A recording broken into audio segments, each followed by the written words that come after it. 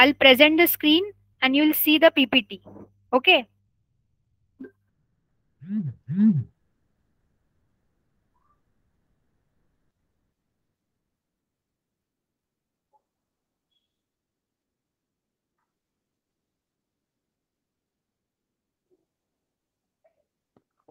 Okay, so can you all see my screen clearly?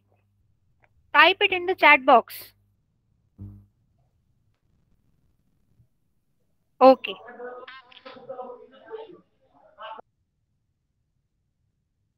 Is it visible now?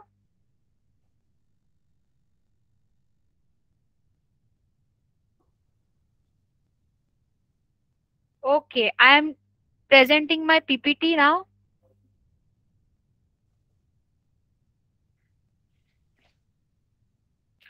Okay, so starting with software development life cycles, now I won't be able to see anything. So just keep in mind, okay, whatever you are having, whatever doubts you'll have, I'll solve after the completion of my point. Okay, till then, if you have any urgent error or if you have any issue, you can just unmute and tell. Okay, like if you can't see my screen clearly, or I'm not audible because I can't see anything now except my PPT. Okay.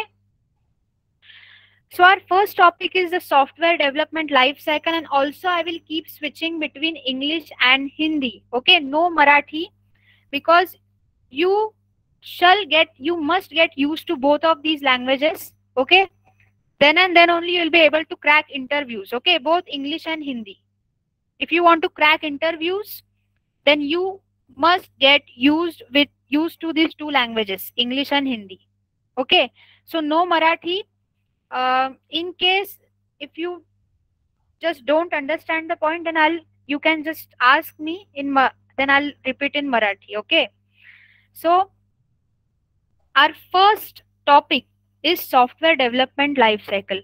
Even before knowing what software testing is, yesterday what we did was we discussed about the general meaning of the term software, right? Software is nothing but a set of programs which are written down or which are executed in order to perform a particular task. Okay, this is the general meaning of the term software. But first of all, even before understanding what software testing is, we must know what is the development life cycle of software. Yes, any doubts?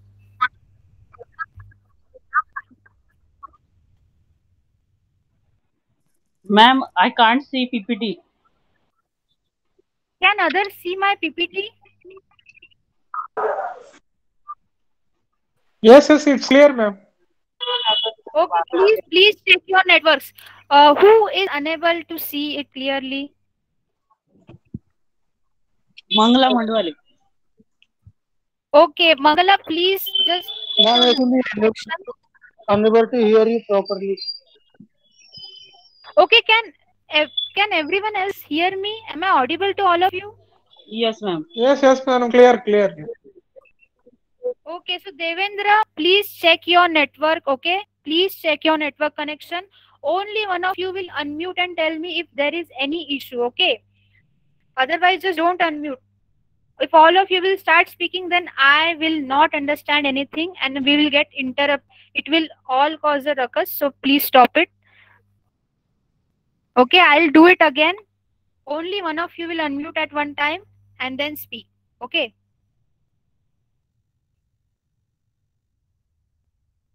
Okay. So in software development life cycle, I was telling you we discussed about the general term of just general meaning of the term software. So we must also know one thing, that how this software is developed. Okay. So as we know, there is life cycle, there is life process for everything, starting from biology. Okay, starting all the things which are created, all the objects which are created. Okay, everybody has a process, everybody has a certain life cycle. So this is the also the same case for software. Okay, if to develop any software in the world, we have a certain process. Okay, we call it as a software development life cycle. The general term used for it is a software development life cycle. Okay, so this life cycle, each and every life cycle has stages, just like, for example, take us human beings. Okay, we have our life stages. First we are newborn, then we are little kids. Okay, then we are teenagers, then we are youth. Okay, we are in our youth, then we become adult. Okay, and then finally old, and then we die. Okay, so all these are stages of human life. Just like that, any software, okay, that we have to develop on this planet, any software, it also has certain life stages, okay, certain phases through which we develop it. Okay, it is a gradual process. Okay, it happens slowly and steadily and in order. Okay, no one can change that order. Okay, in case if there is an overlap while developing any software, we might know it, but generally it should work in a proper sequence. Okay, so here I'll just read out these points. Okay, it will help you know more. And I'll go, this time I'll switch in Hindi language. Okay, because we are reading out the PPT.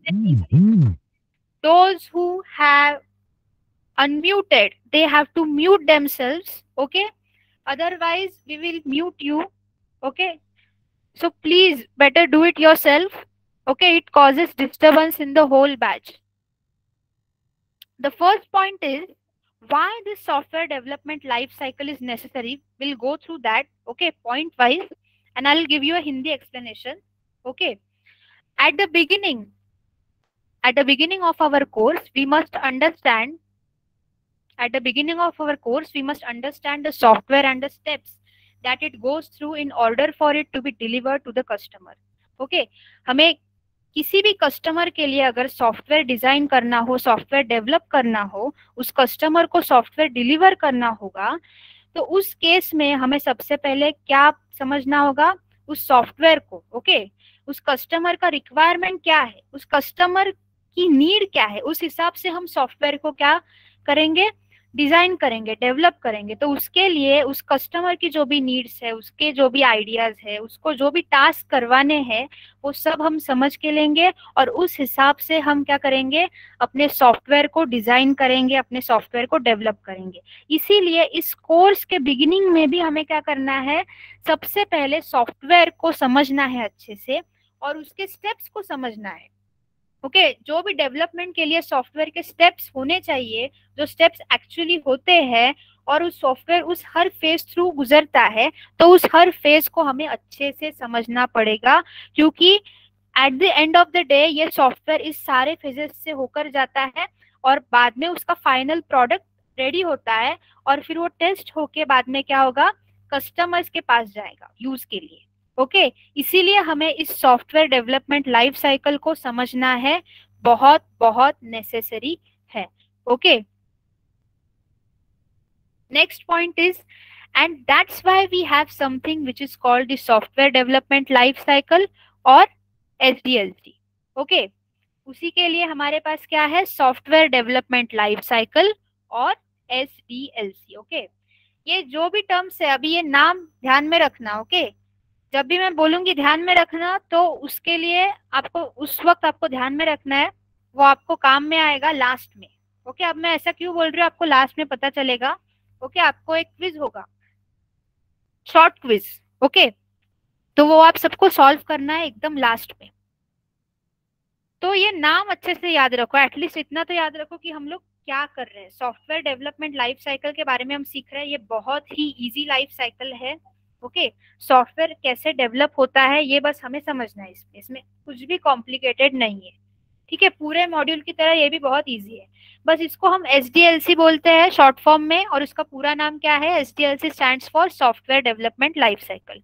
और ये क्यों है, क्योंकि हर software कैसे behave करता है, कैसे develop करता है, ये हमें पूरी तरह से इसकी अंडरस्टैंडिंग होनी चाहिए. इसीलिए इस डेवलपमेंट लाइफ साइकिल को बनाया गया है. Okay, the software development life cycle are the activities that are performed in order for us to develop a software for customers. Customers के लिए सॉफ्टवेयर डेवलप करने के लिए जो भी एक्टिविटीज हम परफॉर्म करते हैं, वही आपके सॉफ्टवेयर डेवलपमेंट लाइफ साइकिल के अंदर आते हैं। ओके, मतलब इन शॉर्ट कोई भी सॉफ्टवेयर हमें बनाना हो तो उसमें जो भी काम हम करते हैं स्टेप बाय स्टेप, उसी को हम क्या कहते हैं, सॉफ्टवेयर डेवलपमेंट लाइफ साइकिल। तो अभी जैसे कि ये एक्टिविटीज है बहुत सारी, तो ये स्टेप्स में डिवाइडेड है छोटे छोटे, इसीलिए यहाँ पे लिखा हुआ है next point, and it goes through a lot of steps. Okay, ये बहुत सारे स्टेप्स है जिनसे मिलकर हमारा सॉफ्टवेयर डेवलप होता है, इसीलिए हम वन बाय वन उस स्टेप्स को क्या करेंगे, एक्सप्लोर करेंगे। ओके, तो अभी ये पीपीटीज में रीड आउट कर रही हूँ, बाद में पिक्टोरियल रिप्रेजेंटेशन भी आएगा जिसमें हम डिस्कशन करेंगे। ओके, एग्जाम्पल के साथ, तो आपको और भी ज्यादा क्लियर होगा। ओके, इससे क्या होगा, आपकी इंग्लिश अंडरस्टैंडिंग बढ़ेगी। उसके बाद हम पॉइंट टू पॉइंट इस पीपीटी के सारे जो भी है टॉपिक्स या पॉइंट्स वो क्लियर करते जाएंगे। इस समय अगर आपको ये जो भी मटेरियल है ये अगर आपको चाहिए होगा तो आपको मैनेजमेंट जो भी है वो प्रोवाइड कर देंगे। ओके, इसकी टेंशन मत लो, या फिर आप स्क्रीनशॉट्स भी निकाल सकते हो साइमल्टेनियसली, आपको इसका रिकॉर्डिंग भी दिया जाएगा, सो डोंट वरी। तो सबसे पहले हम क्या करेंगे, स्टेप समझने से पहले इस सब की शुरुआत कहाँ से होती है ये हमें समझना बहुत ज्यादा जरूरी है।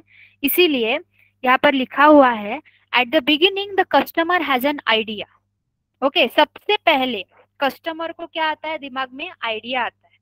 इसका एग्जाम्पल देते समय आपको एग्जैक्टली समझेगा, क्योंकि ये सारे सॉफ्टवेयर जो है अगर हम देखेंगे माइन्यूट स्केल पे, these are nothing but ideas. okay, ideas of different individuals, अलग अलग लोगों से आए हुए, उनके दिमाग में आए हुए आइडियाज ही ये सॉफ्टवेयर है।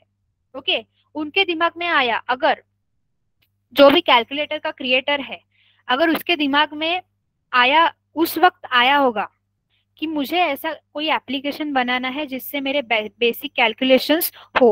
ओके, तो वो बेसिक कैलकुलेटर हो गया।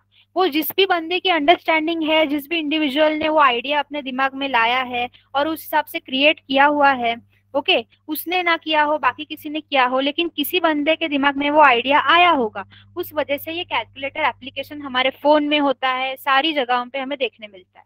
Okay, so all that credit goes to that individual who had that idea in their mind, and due to which today we can use this application like a calculator, okay, which is a very handy calculation, okay, and we need it all the time. So ये समझ में, ये ध्यान में रखना हर बार कि ये सारे सॉफ्टवेयर जो है वो किसी ना किसी इंडिविजुअल के दिमाग से ही आए हुए हैं, क्योंकि उनके दिमाग में वो आइडिया आया, उन्हें वो चीज चाहिए थी, उस आइडिया को उन्हें इम्प्लीमेंट करना था, डेवलप करना था, क्योंकि उन्हें वो यूज करना था, आइडिया अल्टीमेटली उन्हें यूज में लाना था, इसीलिए ये सॉफ्टवेयर डेवलप होता है। तो इसीलिए आज भी जितने सॉफ्टवेयर है वो सब इस आइडिया की वजह से आ रहे हैं। जिन भी लोगों के दिमाग में आ रहा है कि हमें इसके लिए ये करना होगा, उसके लिए वो करना होगा, तो ये सारे आइडियाज है अल्टीमेटली, और उसी आइडियाज को हमें क्या करना पड़ता है, हम क्या करते हैं, जो भी डेवलपर्स होते हैं वो उस आइडियाज को सॉफ्टवेयर में क्या करते हैं, उस सॉफ्टवेयर को उस आइडियाज के हिसाब से डेवलप करते हैं। ओके, सो इसीलिए यहाँ पर लिखा हुआ है, eight the beginning the customer has an idea, so he begins searching for a company that develops this idea for him. Okay, अभी हर कोई बंदा तो डेवलपर नहीं होगा, कोडर नहीं होगा, बराबर है। तो इस केस में अगर किसी जनरल इंसान को, किसी कॉमन पीपल को कोई आइडिया आया कि हाँ मुझे अब ये करना है, ओके, जैसे किसी को आइडिया आया होगा, किसी को अगर आइडिया आया होगा कि हम क्या करेंगे, आज एक नया एप्लीकेशन, मुझे ऐसा ऐसा आइडिया आ रहा है कि मुझे क्या करना है, एक स्केच मेकिंग एप्लीकेशन क्रिएट करना है, जो क्या करेगा, इंसानों को देखेगा विजुअली और उसके हिसाब से उनके स्केचेस बनाना शुरू कर देगा।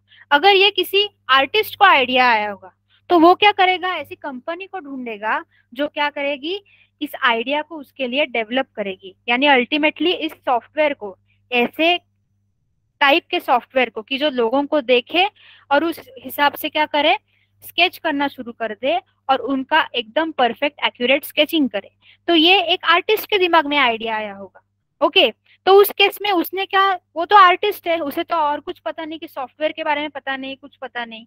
वो क्या करेगा, सीधा जाके कंपनीज को ढूंढने लगेगा, ऐसी कंपनीज को कि जो उसकी इस आइडिया को इम्प्लीमेंट कर सकती है, उसकी इस आइडिया को डेवलप करके कोई सॉफ्टवेयर क्रिएट कर सकती है, जिसके थ्रू हम क्या कर सकते हैं, वो स्केचिंग एप्लीकेशन जो है वो यूज में ला सकते हैं। ओके तो इसीलिए सबसे पहले आइडिया पर बहुत ज्यादा फोकस किया गया है, क्योंकि अल्टीमेटली आइडिया से ही बहुत कुछ आता है।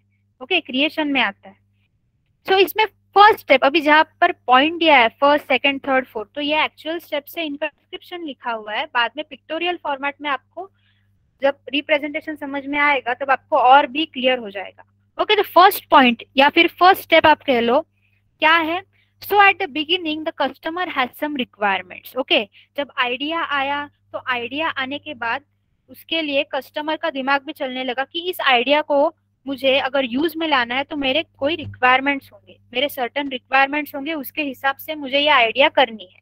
तो मुझे स्केच मेकिंग एप्लीकेशन अगर किसी आर्टिस्ट के दिमाग में आया होगा तो वो क्या कहेगा, अपने आर्टिस्टिक माइंड के हिसाब से वो सोचेगा और वो क्या कहेगा कि नहीं मुझे क्या करना है, उसकी एक्यूरेसी इतनी इतनी चाहिए, उसका परफेक्शन इतना इतना चाहिए, स्केचिंग इस हिसाब से होनी चाहिए। तो ये सारे क्या हुए, उस आर्टिस्ट के रिक्वायरमेंट्स हुए।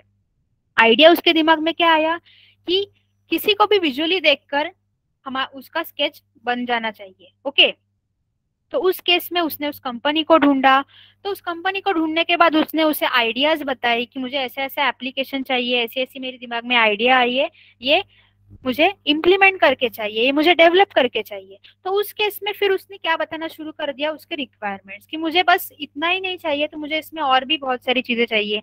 स्केचिंग करते समय स्केचिंग कितने परफेक्शन से होना चाहिए, कितनी एक्यूरेसी से होना चाहिए, ओके कितने टाइम में होना चाहिए, ये सब वो आर्टिस्ट बताएगा उस कंपनी को जो उसके लिए ये आइडिया क्या करेगी, डेवलप करेगी।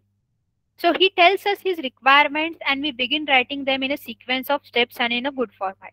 अब जो भी कंपनी है जो भी इसे डेवलप करेगी वो क्या करेगी, जैसे जैसे वो आर्टिस्ट उन्हें वो आइडियाज बताना शुरू कर देगा तो उस केस में वो कंपनी क्या करेगी, उसके सारे रिक्वायरमेंट्स जो है, जो भी आइडियाज है और उसके लिए लगने वाले जो भी रिक्वायरमेंट्स है वो सारे क्या करेगी, राइट डाउन करना शुरू कर देगी one by one, sequence in sequential format, और एक अच्छे फॉर्मेट में उसको देगी लिख के। क्योंकि अल्टीमेटली इसका क्या होने वाला है, बाद में सॉफ्टवेयर क्रिएट होने वाला है और उसमें क्या होगा, उसमें जो भी रिक्वायरमेंट्स है वो सारे हमें फुलफिल करने हैं, इसीलिए हम उसे राइट डाउन करना शुरू कर देंगे एक सिक्वेंशियल फॉर्मेट में, जैसे जैसे हमें कस्टमर बताता चला जाएगा। या फिर इस केस में एग्जांपल में आर्टिस्ट को ले लो, जैसे जैसे हमें आर्टिस्ट बताता चला जाएगा वन बाय वन, उसे हम सिक्वेंशियली उन रिक्वायरमेंट्स को लिखेंगे और एक अच्छे फॉर्मेट में लिखेंगे ताकि डेवलप करते समय एप्लीकेशन को या किसी सॉफ्टवेयर को हमें बाद में कोई दिक्कत ना आए और अल्टीमेटली हमारा कस्टमर जो है वो हैप्पी हो। ओके इसीलिए ये फर्स्ट स्टेप जो है वो हम बहुत ही सावधानी से, बहुत ही अच्छे से करेंगे। ओके इसमें हम all eyes and all years रहेंगे। ओके अभी इस केस में हमें कह रही हूँ, इसका मतलब हम नहीं, हम टेस्टिंग सीखने वाले हैं। जो भी डेवलपर्स का काम है, ये सारा डेवलपर्स का काम है, वो लोग करेंगे। पर इसका मतलब ये नहीं है कि टेस्टर्स इसमें इन्वॉल्व नहीं होते, टेस्टर्स इसमें 100% इन्वॉल्व होते हैं। अगर आप पूछोगे कि टेस्टर का रोल कंप्लीटली कब आएगा, तो जब प्रोडक्ट बनता है फाइनली तब आएगा, तो हाँ वो भी ट्रू है, पर तब तक क्या टेस्टर बैठा रहेगा? नहीं, टेस्टर बैठा नहीं रहेगा। ये लोग मिलके, डेवलपर और टेस्टर, ये हैंड इन हैंड मिलके काम करते हैं। ओके ये दोनों एक साथ ही काम करते हैं, इसीलिए तो हम ये सॉफ्टवेयर डेवलपमेंट लाइफ साइकिल को सीख रहे हैं। नहीं तो आप कहोगे हमें सीखने की क्या जरूरत है सॉफ्टवेयर डेवलपमेंट लाइफ साइकिल को जो डेवलप कर रहा है, जो डेवलपर है वो सीखे, हम क्यों सीखे? तो ऐसा नहीं होता है।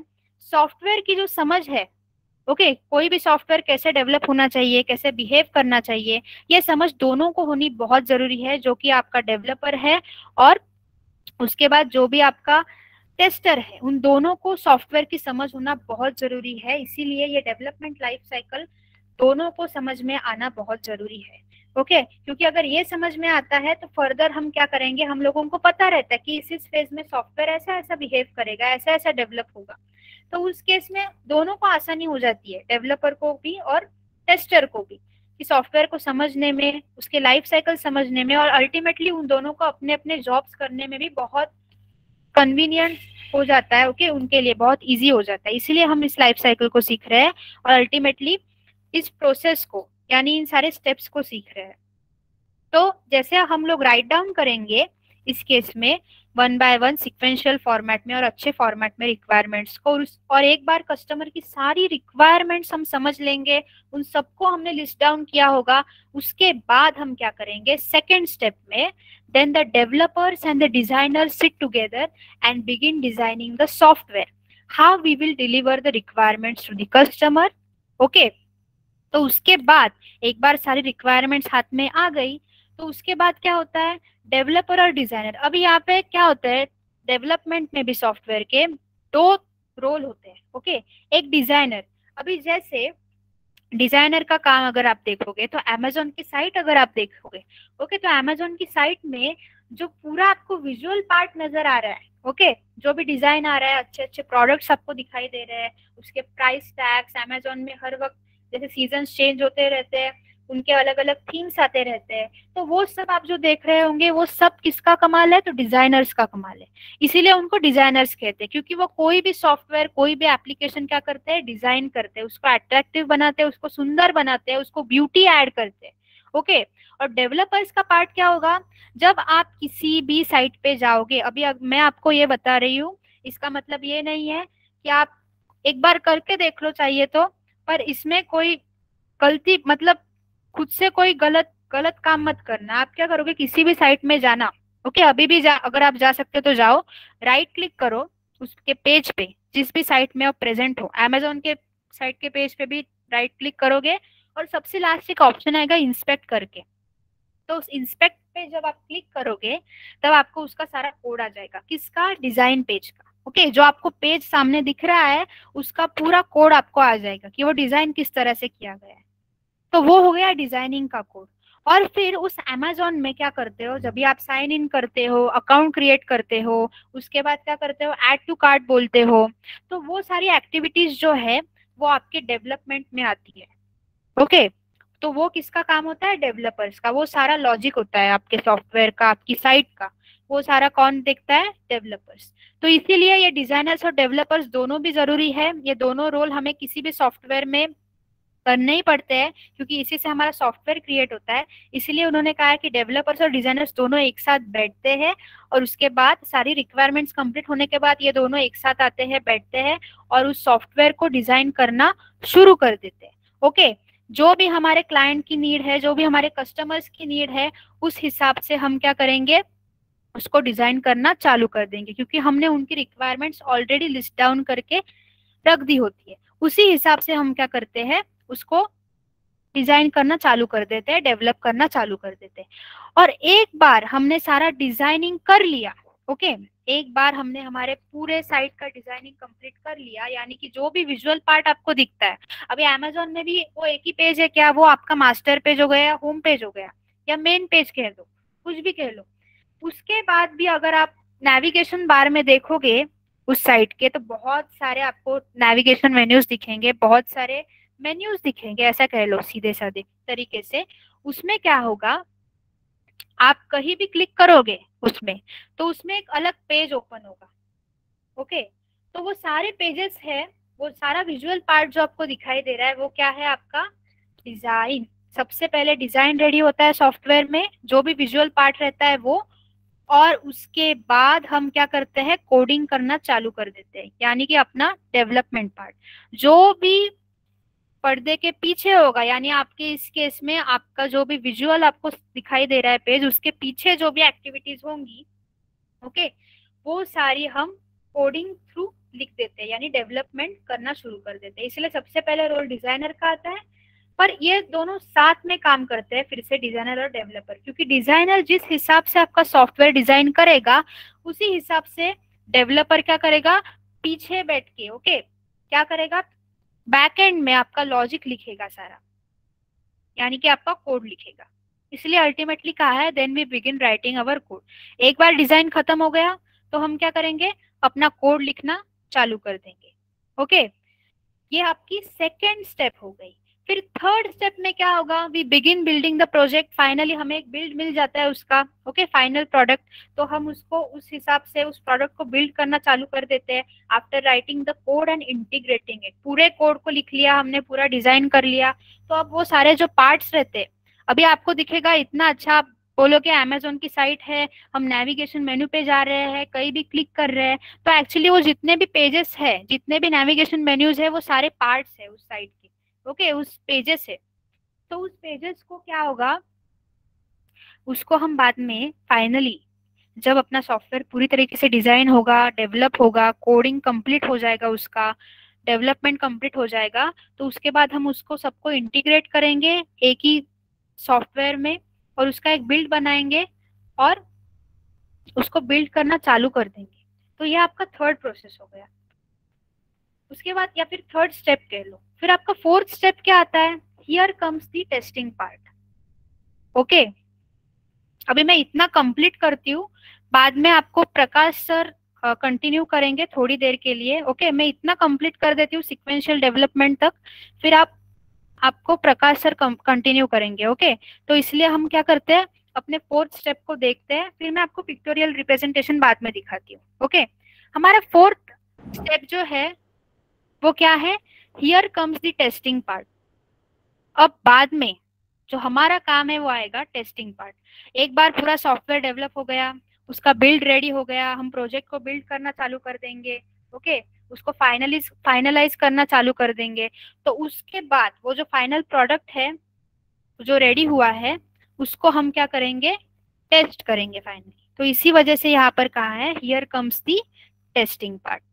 प्रोसेस नंबर 4 या फिर step number 4, we begin the testing and while we test the software we find defects, okay. हम टेस्टिंग चालू कर देते हैं, और जैसे मैंने कहा पहले दिन, या जैसे भरत कह रहा था पहले दिन, कोई भी सॉफ्टवेयर ले लो दुनिया का, 100% डिफेक्ट फ्री नहीं होता है, इसीलिए हमें टेस्टिंग करना पड़ता है।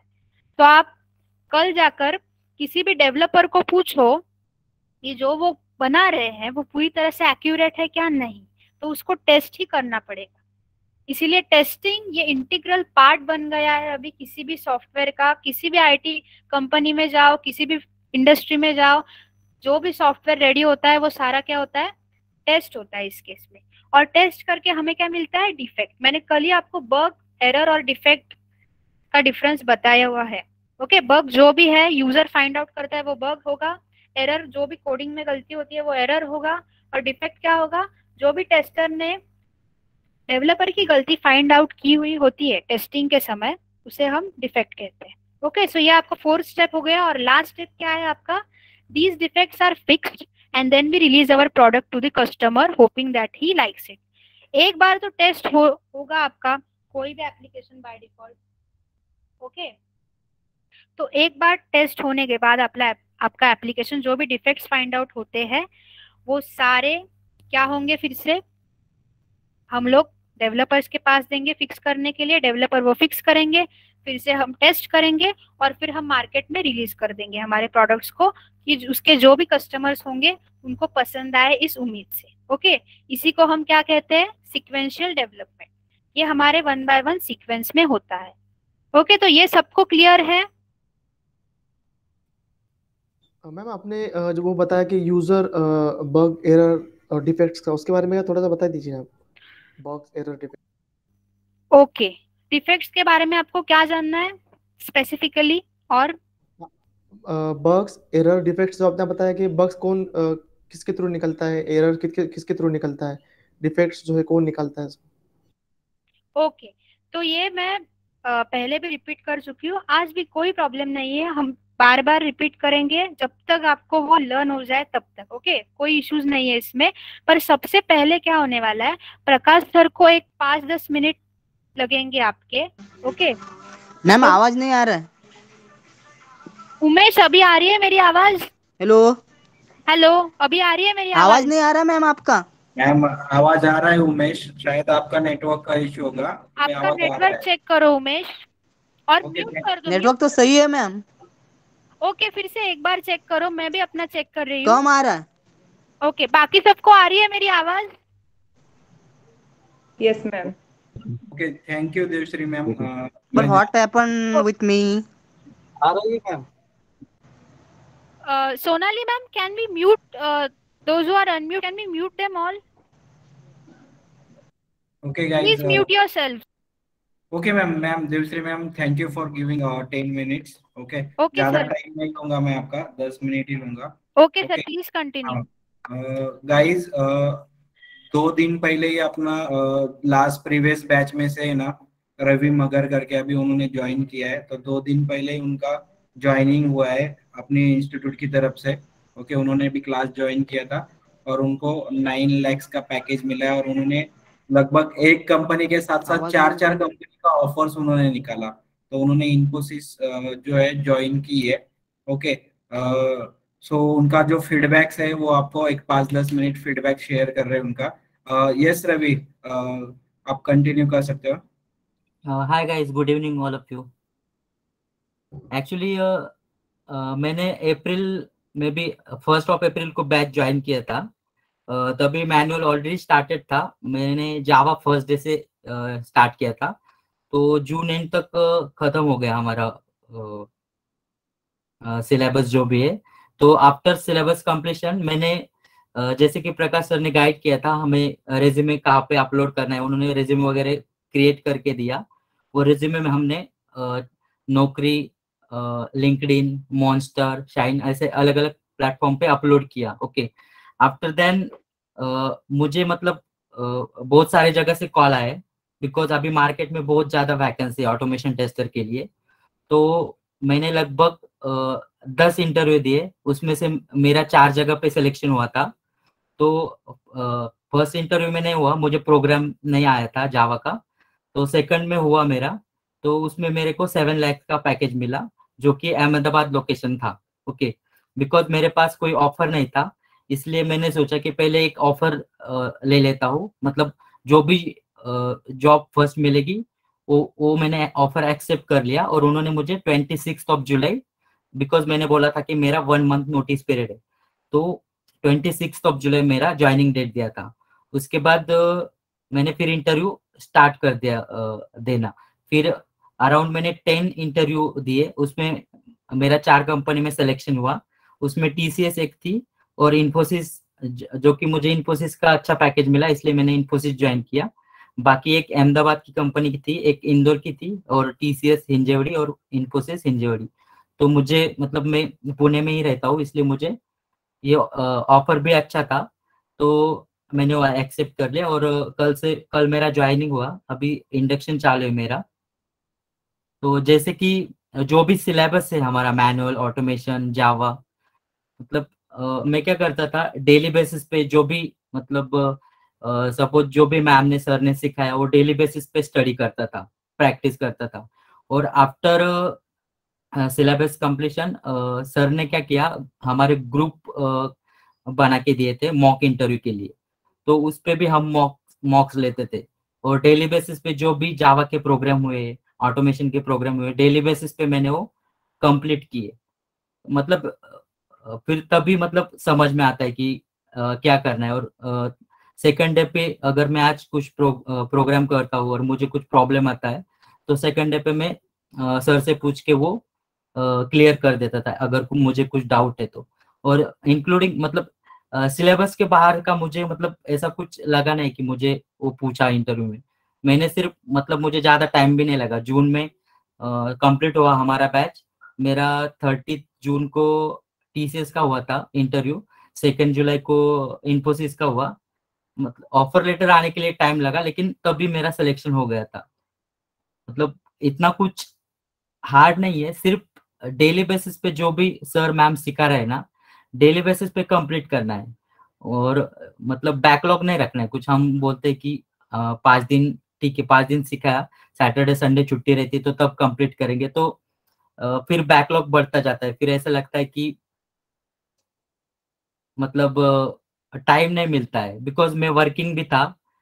मेरा जैसे ही सिलेबस कंप्लीट होने का आया तो मैं जो कंपनी में काम करता था वहां पे 2 मंथ का नोटिस पीरियड था. बट मुझे इतना कंफर्म था कि मैं मतलब मुझे जॉब मिलने वाला ही है, इतना कंफर्म था मुझे. इसलिए मैंने रेजिग्नेशन दिया और मेरा 14 जुलाई लास्ट डे था, इसलिए मुझे इन्फोसिस ने 18 जुलाई ज्वाइनिंग डेट दी। मतलब मेरा दूसरा जॉब भी ये हो गया और ज्वाइनिंग भी, मतलब कुछ गैप नहीं रहा मेरे को। मतलब कुछ कुछ लोगों का रहता है कि सपोज 1 महीने बाद जॉब मिल जाता है, मुझे वैसा कुछ नहीं हुआ, तुरंत ही जॉब मिल गया। 2-3 दिन ही रेस्ट करने का टाइम मिला। तो सिर्फ मैंने डेली बेसिस पे प्रैक्टिस किया, जो भी सिखाया, और जो भी प्रॉब्लम आते सेकंड डे पे पूछ के क्लियर किया सर से। और किसी को कुछ पूछना रहेगा तो पूछ सकते हैं। सर ये पूछना था कि इंटरव्यू में जो है मतलब इंग्लिश जो लैंग्वेजेस है तो वो कितना मतलब कंसिडर करता है? क्या टेक्निकल पुल नॉलेज कंसिडर होता है? एक्चुअली इंटरव्यू तो इंग्लिश में ही रहेगा। तो सपोज हम डेली बेसिस पे जैसे ये करते हैं ना, मैम से कुछ क्वेश्चन पूछते हैं, तो ट्राई करना कि इंग्लिश में पूछे। इससे क्या होगा ना, एक आदत पड़ जाएगी। सपोज तुम कुछ पूछ रहे हो, सपोज आगे तुम्हें सीखने को मिलेगा कि उप्स प्रोग्रामिंग, तो वो नाम है ना हमें हमारे लिए न्यू रहते हैं। बिकॉज मेरा एमकॉम हुआ है, मेरा भी नॉन आईटी बैकग्राउंड है। ओके, तो वो पूरा कंसेप्ट मेरे लिए नया था। तो मुझे भी वो नाम, मतलब suppose method overloading, method overriding रहता है उसमें, तो हम जब वो प्रोनाउंस करते हैं ना तो गलत हो जाता है बहुत टाइम। तो हम कंटिन्यूसली मतलब थोड़ा थोड़ा इंग्लिश में भी बात करते रहेंगे ना, तो वो वर्ड हमें रिपीट होके ध्यान में आ जाते हैं। तो इंटरव्यू में क्या है, हम एकदम राइट बोलते हैं। तो ऐसा प्रैक्टिस करना है। आपने ये फ्रेशर ज्वाइन किया है कि मतलब कि एक्सपीरियंस कैसा, मतलब कि नहीं, एक्सपीरियंस यस एक्सपीरियंस शो किया है 3 इयर्स का। ओके, 3 इयर्स का एक्सपीरियंस शो किया है। यस। तो वो एक्सपीरियंस के हिसाब से उन लोगों ने मतलब आपको क्वेश्चंस किए होंगे ना? नहीं, एक्चुअली मेरा जो रिज्यूमे था ना, वो रिज्यूमे से ही पूछते। मतलब हमारा रिज्यूम उसी बेस पे शॉर्टलिस्ट होता है कि वैकेंसी किस पोजीशन के लिए। ओके, तो मेरा ऑटोमेशन टेस्टर मैंने मतलब ऑटोमेशन टेस्टिंग का पहले मेंशन किया था रिज्यूमे में, तो उस बेस पे मेरा रिज्यूमे शॉर्टलिस्ट हुआ। उसके बाद फिर इंटरव्यूअर क्या पूछता है, उनके लिए उनके पास वैकेंसी किस पोस्ट के लिए, तो वो उस हिसाब से क्वेश्चन पूछता है और वो सारे रिज्यूमे से ही पूछता है। तो आपके रिज्यूमे में जो है ऑलरेडी, वो हमको पता रहता है कि क्या है, तो सिर्फ वो परफेक्ट करना है वो चीजें। और जो भी पूछते हैं उस पे मतलब ज्यादा टाइम दिया, सपोज एक कंसेप्ट आपका बहुत ज्यादा क्लियर है, तो उस पे ज्यादा देर बात किया, तो उनको लगता है कि यस ये बाद में ट्रेनिंग भी देते हैं। मतलब हमारा सिलेक्शन होने के बाद ऐसा नहीं कि अभी मेरा सिलेक्शन हो गया तो मुझे दूसरे दिन से काम पे बैठा देंगे, वैसा कुछ नहीं है। प्रोजेक्ट एलोकेट होता है, उसकी ट्रेनिंग होती है, उसके बाद में काम स्टार्ट होता है, एक्चुअल काम। सर वर्क फ्रॉम होम है? यस, अभी वर्क फ्रॉम होम ही है। कितने दिन तक? वैसा कुछ आइडिया नहीं है, बट मैंने पूछा तो मुझे मतलब 1-2 दिन में लैपटॉप आ जाएगा और वर्क फ्रॉम होम ही बोला है। ठीक है, थैंक यू सर। अब एनुअल टेस्टिंग के लिए स्कोप है कि नहीं सर ज्यादा ऑटोमेशन? एक्चुअली मेरा जब इंटरव्यू हुआ ना, ज्यादातर ऑटोमेशन टेस्टिंग से रिलेटेड ही क्वेश्चन पूछे थे। मैनुअल टेस्टिंग के नॉर्मल जो कॉन्सेप्ट है, जैसे कि बग लाइफ साइकिल है, और मतलब कुछ ऐसे कंसेप्ट एजाइल हो गया, कुछ ऐसे कंसेप्ट है वो पूछते ही है। Suppose regression testing, retesting, system testing, वैसे आप आगे सिलेबस में जाओगे तो आपको पता चलेगा वो कंसेप्ट पूछते हैं। तो वो बेटर है कि वो पता होना चाहिए, बट ज्यादातर क्वेश्चन ऑटोमेशन के लिए पूछते हैं। और मैंने जैसे बोला कि मैंने 10 इंटरव्यू दिए, उसमें मुझे 4 में सिलेक्शन हो गया। तो उसमें एक मैनुअल के लिए पोस्ट था, तो मतलब उन्होंने मुझे सेलेक्ट नहीं किया बिकॉज मुझे ऑटोमेशन का ज्यादा नॉलेज था, बिकॉज मुझे पता था कि मुझे ऑटोमेशन ज्यादा अच्छी तरह से आता है। तो मैंने इंटरव्यू के टाइम ही बोला था कि मैंने ऐसे बोला कि I have very good knowledge of selenium.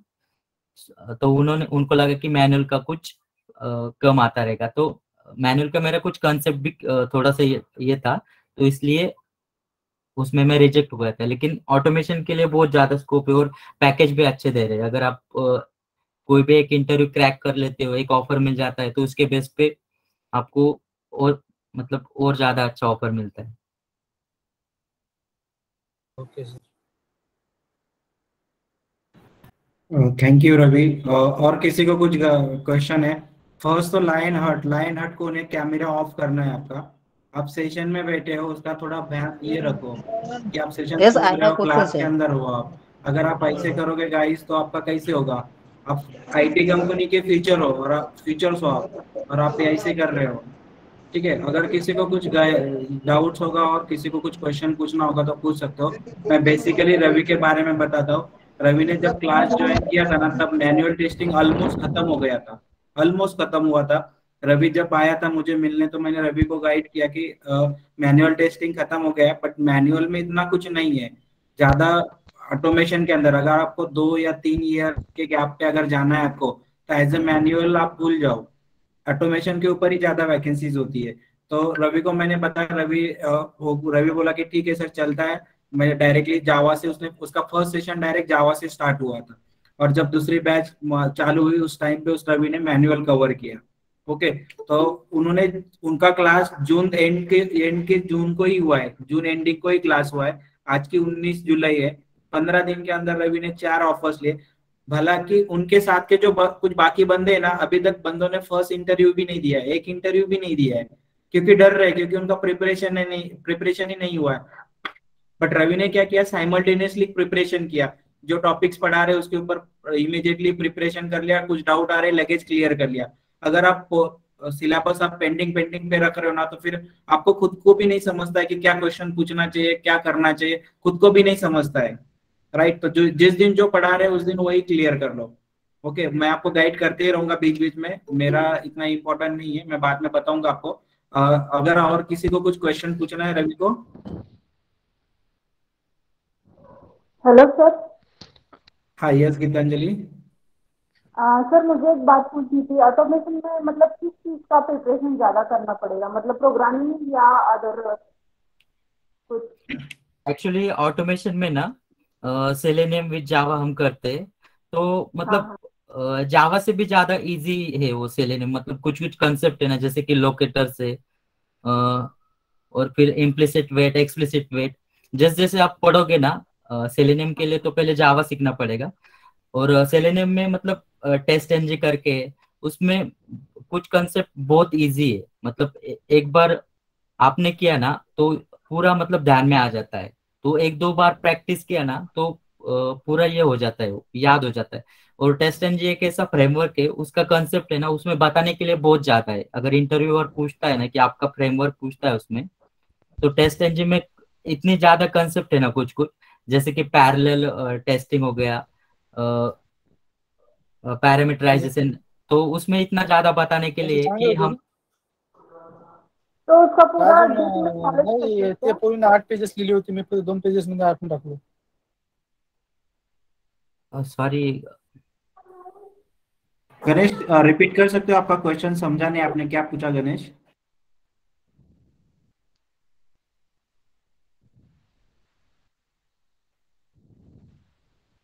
Okay Geetanjali, आप कुछ पूछ रहे थे गीतांजलि।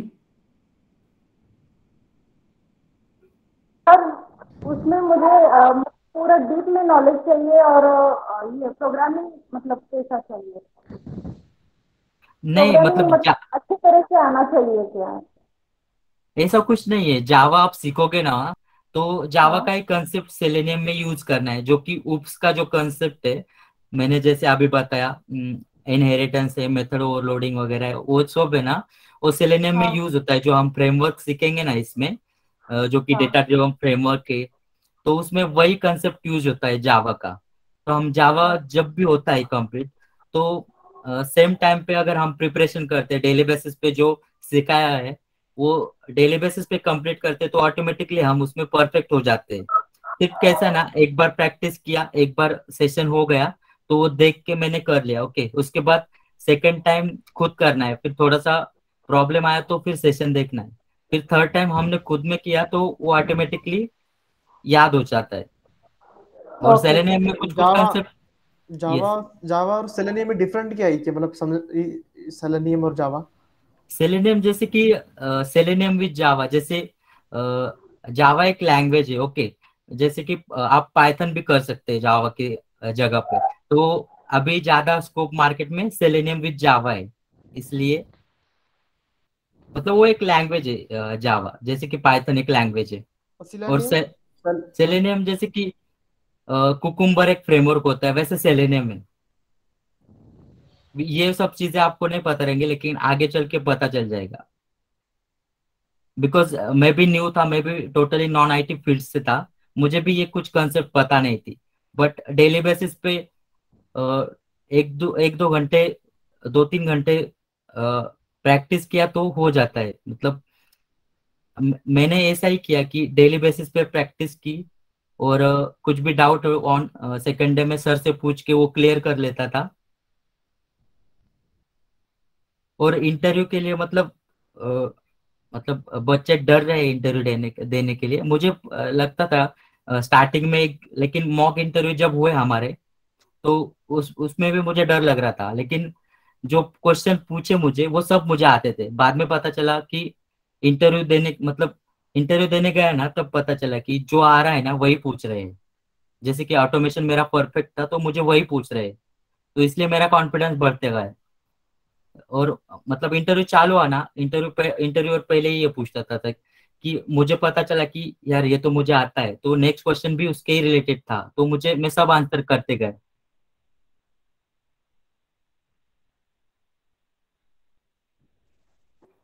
आपका एक्सपीरियंस कैसा था? एक्चुअली मैंने अप्रैल में ज्वाइन किया बैच, मई जून, मतलब ज्यादा टाइम भी नहीं लगा। बिकॉज अभी मैं प्रीवियस कंपनी में जहाँ पे काम करता था वर्क फ्रॉम होम ही था, तो मुझे ज्यादा टाइम मिलता था स्टडी के लिए। तो स्टडी करते करते मैं मतलब काम करते करते भी स्टडी करता था, बिकॉज मुझे पता था कि मुझे ऑटोमेशन मतलब आईटी सेक्टर में जाना ही है। बिकॉज नॉन आईटी में क्या है ना, मेरा मतलब सैलरी बहुत कम रहता है, तो इसलिए मुझे जाना ही था आईटी सेक्टर में। और अभी किसी को भी बताया कि मुझे इतना पैकेज मिला है, इतनी अभी सैलरी आएगी, तो हर कोई बंदा बोलेगा कि यार मैं कर सकता हूँ। बिकॉज इजी है, सिर्फ क्या है ना, थोड़ा सा जो 3 मंथ है ना ये क्लास के, 3-3.5 मंथ, तो उसमें सिर्फ थोड़ा सा हार्ड वर्क करना है, थोड़ा सा टाइम देना है सीखने के लिए, और प्रैक्टिस करना है डेली बेसिस पे। जो भी डाउट है ऑन टाइम क्लियर करना है, बस। आप बाकी कैसा स्टडी करते थे सर? मैंने जो डेली सिखाया ना, जैसे कि SDLC software development life cycle सिखाया आज, तो उसका बाद में एक बार फिर मैं रिवीजन करता था। जो चीजें आज सिखाई वो डेली बेस पे मैं कंप्लीट करता था, कुछ पेंडिंग नहीं रखता था। सिर्फ बाद में एनएन में ऐसा लगा ना कि अभी थोड़े दिन रह गए सिलेबस कंप्लीट होने को, तो वो टाइम पे मैंने फिर इंटरव्यू का चालू कर दिया। फिर इंटरव्यू के टाइम पे मैंने थोड़ा सा यूट्यूब से वीडियो वगैरह ये किया, मॉक इंटरव्यू वगैरह वो रेफर किए, उसमें से आइडिया है कि क्या पूछ सकते हैं, और कुछ कंसेप्ट सपोज हमको पता नहीं है तो उसमें से हम ले सकते हैं कि बाबा हाँ ये भी पूछ सकते हैं। बट जो रेज्यूमे हम बनाते हैं ना अपना, उसमें उसमें का ही पूछा मुझे, हाँ उसका बाहर का कुछ पूछा ही नहीं। ऐसा नहीं था कि मुझे ये कंसेप्ट पता नहीं, जो भी सिखाया गया यानी कि जो हमारे रिज्यूम में रहता है वही इंटरव्यू पूछता है। यस, बिकॉज उसी बेस पे हमारा रेज्यूमे शॉर्टलिस्ट होता है ना। ओके ओके ओके सर और एक क्वेश्चन था। सपोज हमारा टेस्टिंग अच्छा है, तो टेस्टिंग से रिलेटेड मतलब वो पूछते हैं या ऑटोमेशन से रिलेटेड वो पूछते हैं? मतलब टेस्टिंग कम है और ऑटोमेशन ज्यादा नॉलेज है, तो ऐसा? एक्चुअली मतलब ऑटोमेशन का मुझे एक इंटरव्यू में पूछा था कि पेज मतलब लॉगिन करके दिखाना था। सपोज एक जीमेल का पेज है, तो वो लॉगिन करके दिखाना था हमारे आईडी से। तो वो जब आप सेलेनियम में जाओगे तो उसमें सीखोगे आप आईडी मतलब लोकेटर से उससे कैसा फाइंड करना है और कैसे लॉगिन करना है। बहुत इजी है। मतलब आप कुछ मतलब सिर्फ पूछते हैं, कुछ बोलते हैं कि करके दिखाओ स्क्रीन शेयर करके। तो ये पूछना था मतलब टेस्टिंग जो है ना, तो कोई सब बोलते हैं ना कि टेस्टिंग अगर परफेक्ट रहता है तो ही ऑटोमेशन में हम जा सकते हैं। तो मुझे ये पूछना था, अगर हमारा टेस्टिंग में मतलब थोड़ा सा नॉलेज कम है और ऑटोमेशन में ज्यादा है, या ऑटोमेशन का कम है और टेस्टिंग का अच्छा है, तो मतलब ये पूरा एक मतलब रिलेटेड है क्या? अभी टेस्टिंग कैसा है, manual testing and automation testing, दो थिंग्स है यहाँ पे। तो मैनुअल टेस्टिंग क्या है, मतलब मैनुअल टेस्टिंग में अभी ज्यादा स्कोप नहीं है। मैंने जैसे कि बोला 10 में मुझे एक कॉल आया था मैनुअल टेस्टिंग के लिए, और ऑटोमेशन के लिए बाकी 9 कॉल थे। तो ऑटोमेशन में मतलब मैन पावर कम लगता है और काम मतलब इजी है ऑटोमेशन का।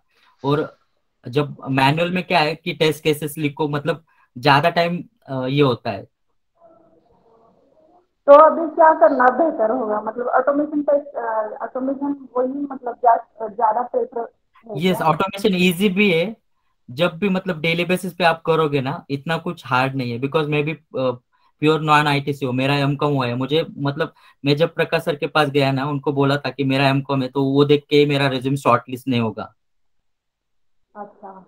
लेकिन जब मतलब मुझे कॉल आने चालू हो गए ना, तो मुझे लगा कि सिर्फ मुझे प्रिपेयर रहना है।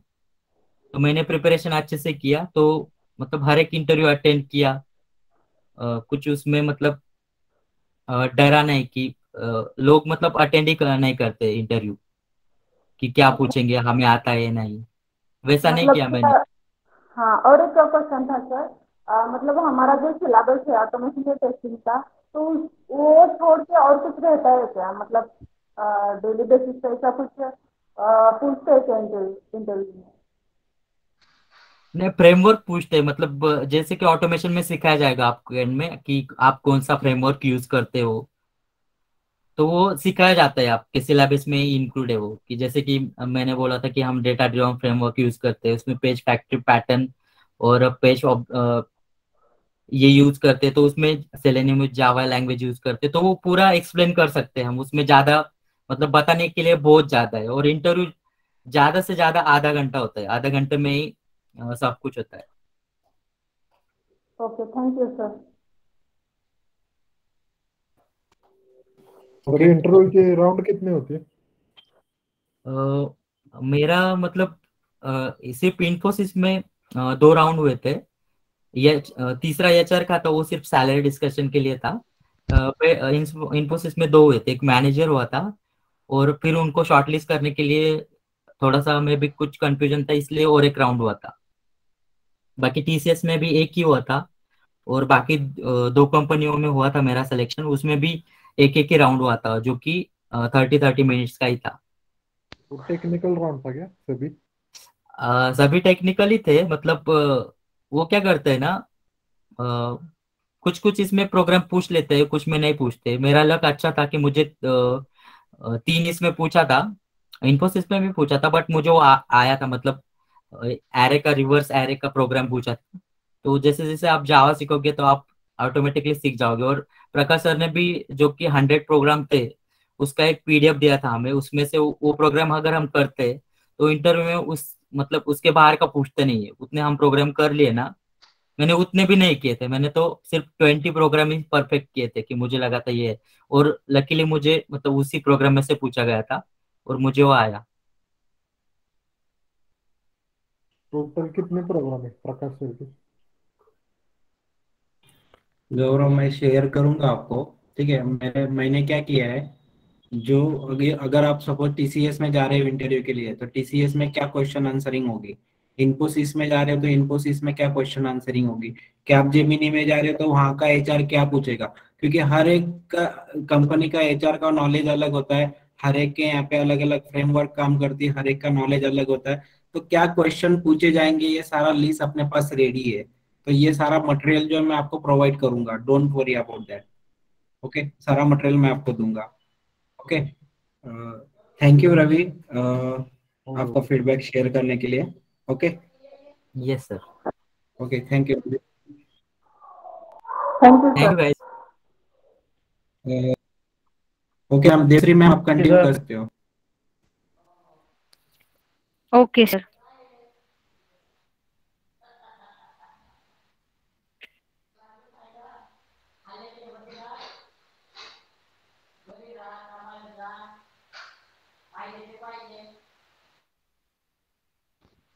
सब लोग अपने माइक्स को म्यूट करो प्लीज, उससे डिस्टरबेंस होता है बैच में। अपने वीडियोस को ऑफ करो, टर्न ऑफ करो। सबको मेरी आवाज आ रही है? मेरी स्क्रीन शेयर हो रही है सबके साथ?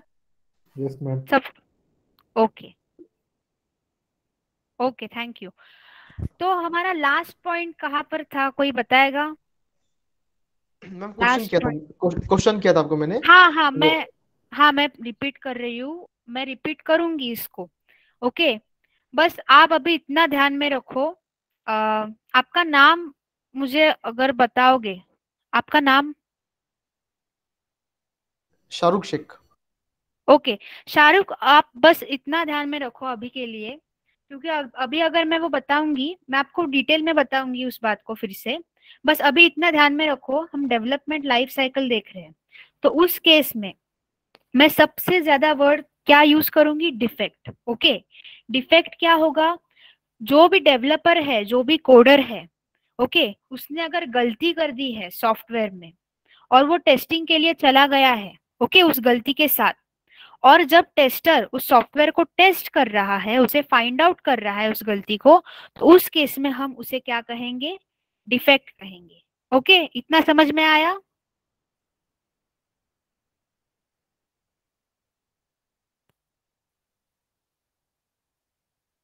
आपको समझ में आया इतना? Yes ma'am, yes. ओके, अब जितना दिमाग में जा रहा है अभी के लिए उतना समझ लो। ओके, बाद में फिर से ये बात जो है वो मैं बार बार रिपीट करते रहूंगी आपको लर्न होने तक, जैसे कि मैंने कहा। ओके, अभी के लिए इतना याद रखो, डिफेक्ट वर्ड सबसे ज्यादा यूज होगा। ओके, इतना शॉर्ट में याद रखना, बस सब लोग याद रखो। डिफेक्ट मतलब क्या? जो भी गलती टेस्टर फाइंड आउट करेगा सॉफ्टवेयर में, उसे हम क्या कहेंगे? डिफेक्ट। ओके, एरर क्या होगा? जो भी कोडिंग में, आपके एप्लीकेशन में कोडिंग करते समय जो भी डेवलपर है, जो सॉफ्टवेयर डेवलप करते हैं, वो लोग अगर कोडिंग करते समय कोई गलती उन्होंने कर दी, ओके, तो उसे हम क्या कहेंगे? एरर। और बग क्या होगा? जब हम सारे यूजर्स जो है वो क्या करते हैं? बहुत सारे एप्लीकेशंस को यूज करते हैं, बराबर। तो उस केस में क्या होगा? उस केस में अगर हम किसी सॉफ्टवेयर को इनकेस यूज कर रहे हैं और उस समय वो सॉफ्टवेयर जिस तरह से फंक्शन करना चाहिए, या फिर हमें लगता है कि जो भी इंस्ट्रक्शन हमें विजुअली दी हुई होती है उस हिसाब से वो सॉफ्टवेयर काम करना चाहिए, उस केस में वो काम नहीं कर रहा है, तो उसे हम क्या कहते हैं? बग कहते हैं। ओके, इतना याद रखो। And back to our point again, sequential development. तो अभी मैं क्या करती हूँ, आपको उसका एक पिक्टोरियल रिप्रेजेंटेशन दिखाती हूँ। ओके, वो पिक्टोरियल रिप्रेजेंटेशन ही क्या होते हैं? हमारे सॉफ्टवेयर डेवलपमेंट लाइफ साइकिल के फेजेस होते हैं। ओके, तो ये याद रखना, जैसे मैंने कहा वो नाम याद रखना, SDLC, उसका मतलब ही क्या है? Software development life cycle. जैसे वो नाम याद रखना है, ओके, वैसे ही क्या याद रखना है? उसके स्टेजेस, उसके फेजेस। ओके, ये कंपलसरी याद रखो अभी के लिए। ओके, बाद में आप रिवीजन कर सकते हो, मुझे पता है, पर अभी के लिए इतना याद रखो, लास्ट में आपको काम में आएगा, लास्ट में आपके लिए कुछ है। ओके, तो ये पिक्टोरियल रिप्रेजेंटेशन है। सबको मेरी स्क्रीन दिख रही है? कोई एक अनम्यूट करके सिर्फ मुझे बताएगा। मेरी PPT शेयर हो रही है, मेरी स्क्रीन दिख रही है? Yes ma'am. Yes ma'am. Okay, thank you. अब हम क्या करेंगे इस पिक्टोरियल फॉर्मेट से, जैसे हमने प्रीवियस सारी 5 स्टेप्स या 5 प्रोसेसेस आप कहो, 5 फेजेस कहो, उस सबको हमने समझा। अभी पिक्टोरियल फॉर्मेट में समझेंगे तो क्या? ये ओरिजिनेटर है, जैसे मैंने कहा, ये बड़े बड़े सॉफ्टवेयर जो है वो किसी भी इंडिविजुअल ने क्या होगा, पहले उसके बारे में आइडिया सोचा होगा। आज जो भी सॉफ्टवेयर हम यूज करते हैं, जैसे कैलकुलेटर का एग्जांपल लो, अभी ये कैलकुलेटर धीरे धीरे एडवांस होते जा रहा है, पर उस समय जब बेसिक कैलकुलेटर हुआ करता था, एकदम सिंपल कैलकुलेटर हुआ करता था, उस केस में क्या होता था? बस आपके 4 ऑपरेशंस होंगे, प्लस माइनस, डिवीजन और मल्टीप्लिकेशन, और नंबर्स होंगे, और उसका कैलकुलेशन का रिजल्ट हमें मिलेगा। ये बेसिक कैलकुलेटर होता था हमारा, बराबर है।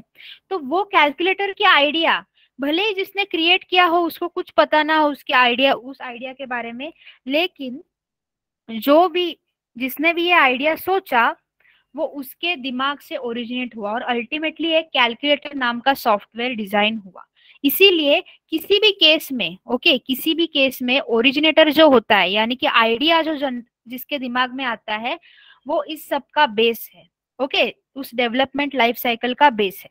उसको दिमाग में आइडिया आया, इसीलिए उसने क्या किया, उस आइडिया को इम्प्लीमेंट करने के लिए उसने क्या ढूंढना शुरू कर दिया, कोई ऐसे लोग या कोई ऐसी जगह क्या या कोई ऐसी चीज जो उसे इस आइडिया को इम्प्लीमेंट करने देगी फर्दर, ओके, उसकी इस आइडिया को यूज में लाएगी।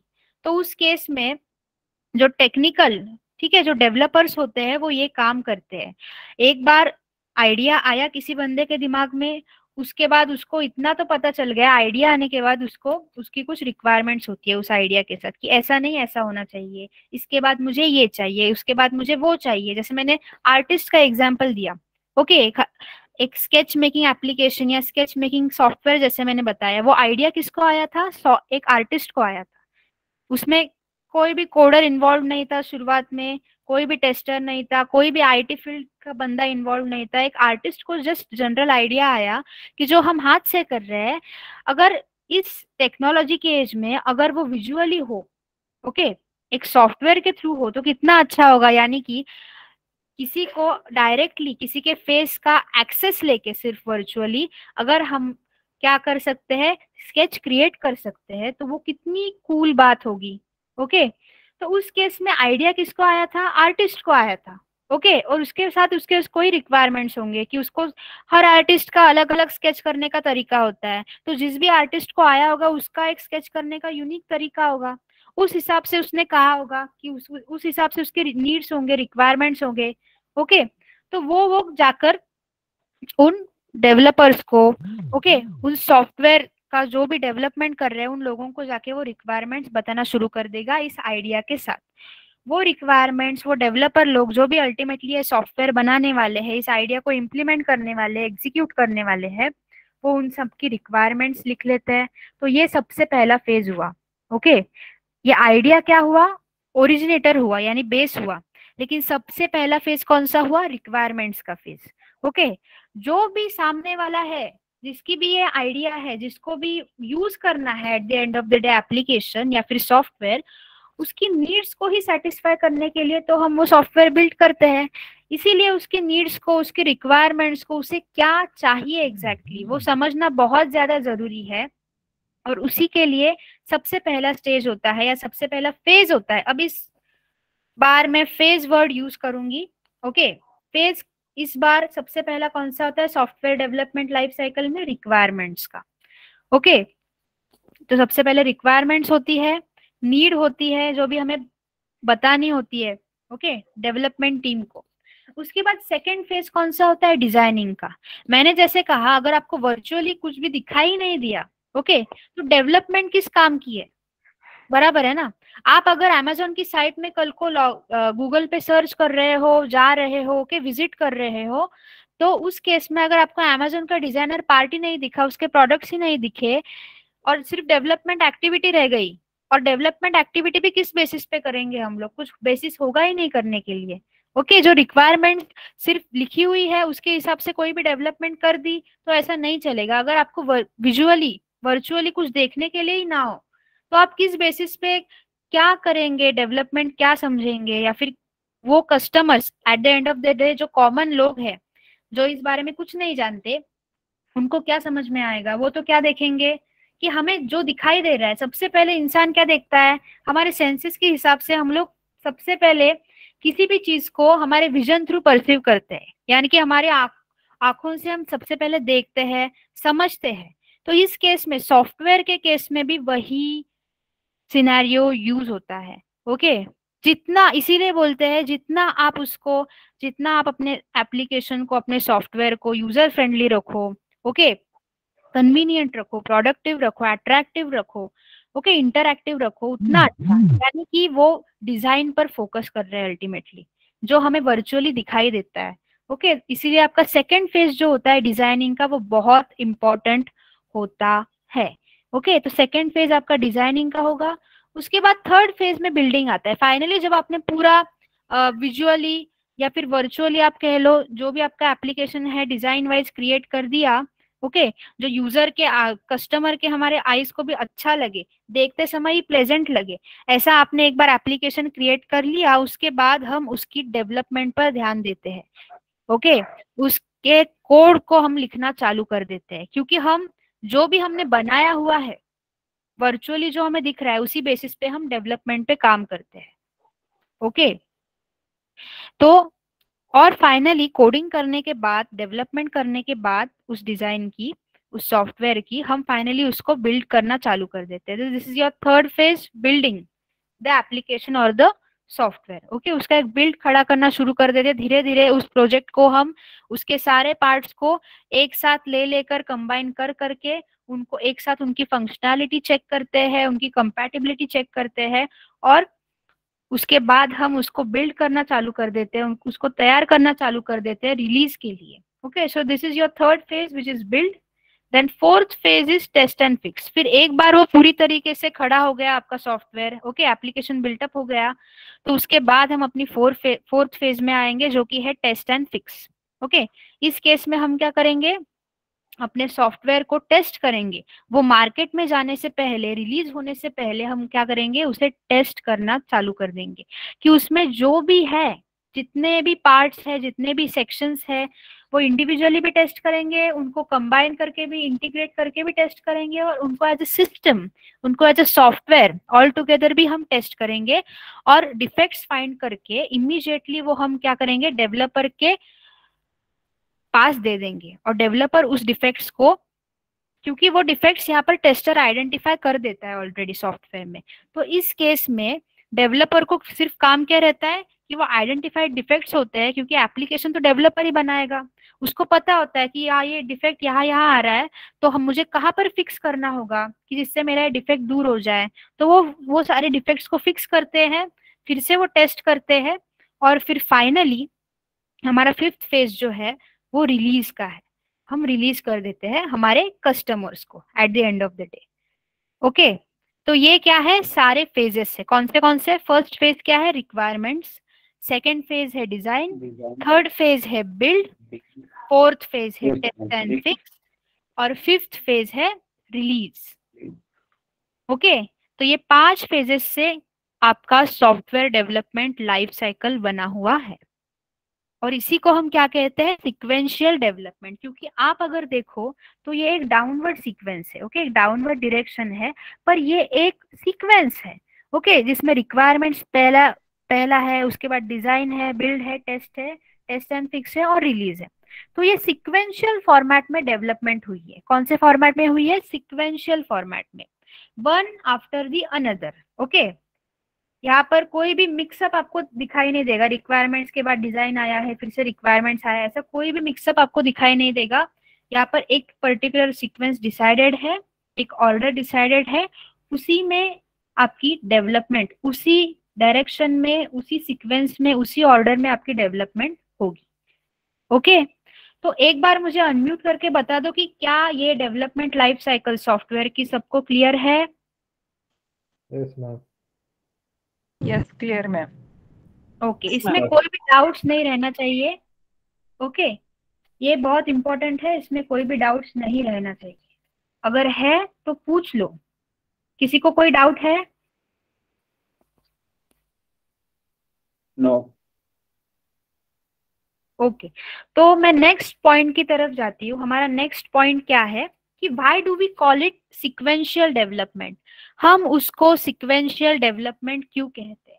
अभी जैसे कि मैंने कहा सिक्वेंशियल डेवलपमेंट है, पर सिक्वेंशियल डेवलपमेंट क्यों है, उसका इंपॉर्टेंस क्या है कि उसको उसी सीक्वेंस में हमें डेवलप करना है।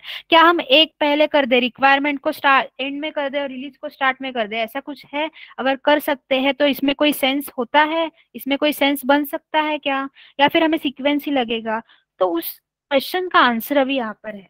ओके जो भी हमने प्रीवियस स्लाइड में पढ़ा कि सिक्वेंशियल डेवलपमेंट कहते हैं, पर सिक्वेंशियल डेवलपमेंट क्यों कहते हैं ये समझना बहुत ज्यादा जरूरी है। तो उसमें फर्स्ट पॉइंट आपको बताया हुआ है कि because the steps are sequential we don't begin any step until we finish a step before it. नाम में ही लिखा हुआ है सिक्वेंशियल। सिक्वेंशियल मतलब क्या, एक सीक्वेंस, एक क्रम, उस क्रम में ही काम होगा, उस क्रम में ही डेवलपमेंट होगी, उसमें जो भी स्टेप पहले लिखी हुई है वो पहले ही होगी और जो लास्ट में लिखी हुई है वो लास्ट में ही होगी, और एक सीक्वेंस में लिखी हुई है वन आफ्टर द अनदर उसी सीक्वेंस में होगी। हम उस क्रम को कभी भी नहीं बिगाड़ सकते या उसको ऊपर नीचे हम नहीं कर सकते। ओके किसी भी केस में we don't begin any step until we finish a step before it. किसी भी सीक्वेंस में पहली जो स्टेप है वो फिनिश किए बगैर हम नेक्स्ट स्टेप पे नहीं जा सकते। सॉफ्टवेयर डेवलपमेंट लाइफ साइकिल के केस में हम नहीं जा सकते। अगर मैं यूजर के रिक्वायरमेंट्स बिना समझे ही, कस्टमर के रिक्वायरमेंट्स बिना समझे ही मैं डायरेक्टली डिजाइनिंग स्टार्ट कर दूं अपने मन से, तो क्या मेरा काम हो सकता है? नहीं हो सकता बिल्कुल भी, क्योंकि at the end of the day हम कस्टमर के लिए वो प्रोडक्ट रिलीज करते हैं, उनके लिए वो सॉफ्टवेयर डिजाइन करते हैं, डेवलप करते हैं। तो उन्हें किस तरह से चाहिए, उनकी रिक्वायरमेंट्स क्या है, वो समझे बगैर हम आगे जा ही नहीं सकते डिजाइन पार्ट पे। ओके तो इसीलिए उसे सीक्वेंशियल कहा गया है। ओके नेक्स्ट पॉइंट है we must finish all the requirement. जैसे कि मैंने कहा सबसे पहले ही फर्स्ट स्टेप में ही क्या पेन पेपर लेके बैठ जाते हैं लोग, डेवलपमेंट टीम सारा लिस्ट आउट कर देते हैं, जो भी रिक्वायरमेंट्स है, जो भी लग रही है कि हाँ होनी चाहिए, या भी नहीं भी लग रही है किसी केस में तो कुछ कुछ केस में वो भी लिस्ट आउट कर देते हैं, या फिर श्योर नहीं है कस्टमर कि उसे इंक्लूड करना है या नहीं, तो वो सारी रिक्वायरमेंट्स को समझ लेते हैं डेवलपमेंट टीम आपकी जो भी होती है, डेवलपर्स कोडर्स जो भी होते हैं वो। इसीलिए क्योंकि हमें at the end of the day task क्या होता है कि हमें ये सारी रिक्वायरमेंट्स फुलफिल करनी है, उसके लिए हम सॉफ्टवेयर क्रिएट कर रहे हैं, उस सॉफ्टवेयर थ्रू उस पर्टिकुलर यूजर की या कस्टमर की सारी रिक्वायरमेंट्स जो है वो हम फुलफिल करना चाहते हैं। इसीलिए हमें सारे रिक्वायरमेंट्स फिनिश करना मस्ट है। Okay as well as that we must write them all in order to begin the design. हम लोगों को जितने रिक्वायरमेंट्स हम लोगों को खत्म जैसे करने हैं, उनको खत्म करने के लिए, उनको समझने के लिए हमें वो सारी रिक्वायरमेंट्स पहले लिख लेनी पड़ती है। ओके क्यों? क्योंकि हमें उस हिसाब से डिजाइनिंग तैयार करना पड़ता है हमारे सॉफ्टवेयर का। Okay once we finish writing our code we begin testing, fixing and then releasing the software. एक बार हमारा कोड लिखकर हो जाता है, डिजाइन करके हो जाता है, ओके तो बाद में हम बिल्ड कर देते हैं उस एप्लीकेशन को, उस सॉफ्टवेयर को। उसके बाद हम टेस्टिंग करना चालू कर देते हैं। टेस्टिंग करने के बाद डिफेक्ट्स फाइंड आउट होते हैं। डिफेक्ट्स फाइंड आउट होने के बाद वो फिर से फिक्सिंग के लिए चले जाते हैं। ओके और बाद में फाइनली अगर हमें सेटिस्फैक्टरी रिजल्ट मिलता है उस सॉफ्टवेयर से तो हम उसे मार्केट में रिलीज कर देते हैं। अनलेस एंड अनटिल क्वालिटी और सेटिस्फैक्टरी रिजल्ट एटलीस्ट हमें ना मिले तब तक हम उस सॉफ्टवेयर को मार्केट में रिलीज नहीं करते। ये cycle again and again it keeps going on, it keeps repeating itself. Okay पर ये तो हो गया कि हम इसे सीक्वेंशियल डेवलपमेंट क्यों बोलते हैं। ओके अभी आपको समझ में आया, एक स्टेप पर दूसरा स्टेप डिपेंडेंट है इस केस में, इसीलिए उसे सीक्वेंशियल डेवलपमेंट कहा गया है। पर अगर आप मुझे पूछोगे कि क्या यही वे है, हम इसी वे में सॉफ्टवेयर को किसी भी रिलीज कर सकते हैं, प्रोड्यूस कर सकते हैं या डिलीवर कर सकते हैं, तो मैं कहूंगी this is not the only way to deliver the software. जैसे कि आपके पास सीक्वेंशियल डेवलपमेंट है, वैसे ही आपके पास और भी कुछ तरह की डेवलपमेंट्स है कि उस डेवलपमेंट की हेल्प से आप क्या कर सकते हैं, आपके सॉफ्टवेयर को कस्टमर्स तक पहुंचा सकते हैं। ओके तो ये पॉइंट समझ में आया सबको, सीक्वेंशियल डेवलपमेंट क्यों कहते हैं, और सीक्वेंशियल डेवलपमेंट एक ही ऐसा वे नहीं है, ऐसे और थोड़े से वेज है जिसके थ्रू हम अपने सॉफ्टवेयर को डिलीवर कर सकते हैं। ये क्लियर है सबको? अनम्यूट करके बोलो, मुझे समझ में नहीं आएगा चैट बॉक्स में बोलोगे तो। Yes ma'am. Yes clear ma'am. Okay इसमें कोई डाउट मत रखो, ये बहुत इजी है। ओके म्यूट कर दो, बस म्यूट कर दो अपने आप को। एक्सीडेंटली कभी कभी क्या हो जाता है, मीटिंग में माइक चालू रह जाता है, समझ में नहीं आता, उस केस में पूरी बैच को डिस्टर्बेंस होगा। ओके तो बस म्यूट कर दिया करो एक बार आपका हो गया आंसर करके तब, और वीडियोस को ऑफ रखो। अब जैसे कि मैंने कहा ये एक वे नहीं है सिर्फ, और एक वे है इस तरह से। तो ये क्या है, ये डायग्राम जो है ये आपको क्या रिप्रेजेंट कर रहा है, सॉफ्टवेयर डेवलपमेंट लाइफ साइकिल। ऊपर का जो सर्कल है ओके वो SDLC है, यानी कि अपना software development life cycle. Okay तो वो सॉफ्टवेयर डेवलपमेंट लाइफ साइकिल दो तरह के होते हैं, एक तो सीक्वेंशियल, क्योंकि ये software development life cycle itself दो पार्ट्स में डिवाइडेड है। एक तो सीक्वेंशियल डेवलपमेंट ओके जो हमने प्रीवियसली देखा, और दूसरा जो है वो iterative and incremental model. Okay ये दो तरह की डेवलपमेंट लाइफ साइकिल्स होती है जो हम यूज कर सकते हैं किसी भी सॉफ्टवेयर को क्रिएट करने में और at the end of the day user तक पहुंचाने में। ओके, सो ये दो पार्ट्स में डिवाइडेड है, दो तरह की सॉफ्टवेयर डेवलपमेंट लाइफ साइकिल से। कंफ्यूज मत होना, मॉडल्स के नेम भी सिमिलर है। जब भी आपको पूछा जाए कि सॉफ्टवेयर डेवलपमेंट लाइफ साइकिल्स के टाइप्स बताओ, तो वो दो प्रकार के हैं। कौन से हैं? एक तो सिक्वेंशियल डेवलपमेंट लाइफ साइकिल और एक iterative and incremental model. Okay, तो इतना बस ध्यान में रखो, दो तरह की डेवलपमेंट लाइफ साइकिल है सॉफ्टवेयर की, सिक्वेंशियल डेवलपमेंट लाइफ साइकिल और iterative and incremental model. Okay, so यहाँ पर उसका डिस्क्रिप्शन दिया हुआ है, वन बाय वन हम पॉइंट्स रीड आउट करेंगे। Okay, we have two types of software development life cycle, जैसे मैंने प्रीवियसली पिक्टोरियल फॉर्म में आपको बताया। पहला कौन सा है इसमें? The first is the sequential which we talked about and the second is the iterative and incremental model. पहला कौन सा है आपका? सिक्वेंशियल, जो हमने अर्लियर सीखा, सिक्वेंशियल डेवलपमेंट। ओके, जो सीक्वेंस के फॉर्मेट में होता है। और दूसरा है, वो भी बड़ा इंटरेस्टिंग है, आइटरेटिव और incremental model. Okay, so let's talk in more depth about the sequential models first. ये दो तरह के डेवलपमेंट लाइफ साइकिल्स है, इनमें क्या है, अलग अलग मॉडल्स है। ओके, उन मॉडल्स को पर्टिकुलरली स्पेशली तैयार किया गया है सॉफ्टवेयर डेवलपमेंट करने के लिए। ओके, तो ये दो प्रकार की लाइफ साइकिल से, उनके अंडर ये कुछ टाइप्स के मॉडल्स आते हैं। तो सबसे पहले हम अपनी सिक्वेंशियल डेवलपमेंट लाइफ साइकिल के बारे में बात करेंगे डेप्थ में, और उसके मॉडल्स को समझेंगे कि सिक्वेंशियल डेवलपमेंट लाइफ साइकिल में कौन से मॉडल्स आते हैं। Okay, so first, so like we saw in our example, the sequential model develops the software in a linear sequential flow of activities. हमने एक ही फ्लो देखा, downward flow. Previous pictorial picture में हमने क्या दिखा? एक डाउनवर्ड फ्लो में क्या होता है, आपका सीक्वेंस दिया हुआ है। ओके, डाउनवर्ड अपवर्ड कैसे भी वो सीक्वेंस किसी डायरेक्शन में होता है, इसमें डायरेक्शन मैटर नहीं करता, सीक्वेंस मैटर करता है। एक ही लीनियर सीक्वेंस होता है। ओके, एक ही फ्लो होता है एक्टिविटीज का, कि जिस केस में क्या होता है, आपका डेवलपमेंट सॉफ्टवेयर का चालू होता है। ओके, तो वो सिक्वेंशियल मॉडल क्या करता है, अपना develops the software in a linear sequential flow of activities. एक ही फ्लो ऑफ एक्टिविटीज जो लीनियरली जा रहे हैं। ओके, वो आगे पीछे ऊपर नीचे और कहीं नहीं जा रहे, एक ही डायरेक्शन में जा रहे हैं, एक ही फ्लो में जा रहे हैं, उससे हम सिक्वेंशियल मॉडल कह रहे हैं। Okay, sequential development life cycle के अंडर सिक्वेंशियल मॉडल आता है। नाम सेम है, जैसे कि मैंने कहा डेवलपमेंट लाइफ साइकिल का भी नाम सेम है, सिक्वेंशियल, और उसके अंडर क्या आता है, सिक्वेंशियल मॉडल। ओके, तो उसमें भी टाइप्स है, आगे हम देखेंगे। अब यहाँ पर एक इंपॉर्टेंट पॉइंट आया है, in theory there is no overlap of phases, like we said, we don't begin to design until we finish writing all the requirements. Theory में हमने क्या कहा था कि किसी भी फेज का ओवरलैप नहीं होता, यानी कि आधा मैंने रिक्वायरमेंट समझ लिए, उसके हिसाब से मैंने डिजाइनिंग चालू कर दिया, फिर से आ गया यूजर मेरे पास, कस्टमर, उसने फिर से नए रिक्वायरमेंट्स दिए, फिर से मैंने डिजाइनिंग चालू कर दिया। तो ऐसा ओवरलैप थ्योरी में तो बताया गया नहीं है हमें। ओके, थ्योरी में हमें क्या कहा है कि एक स्टेप के बाद दूसरा स्टेप, ओके, एक ही सीक्वेंस में।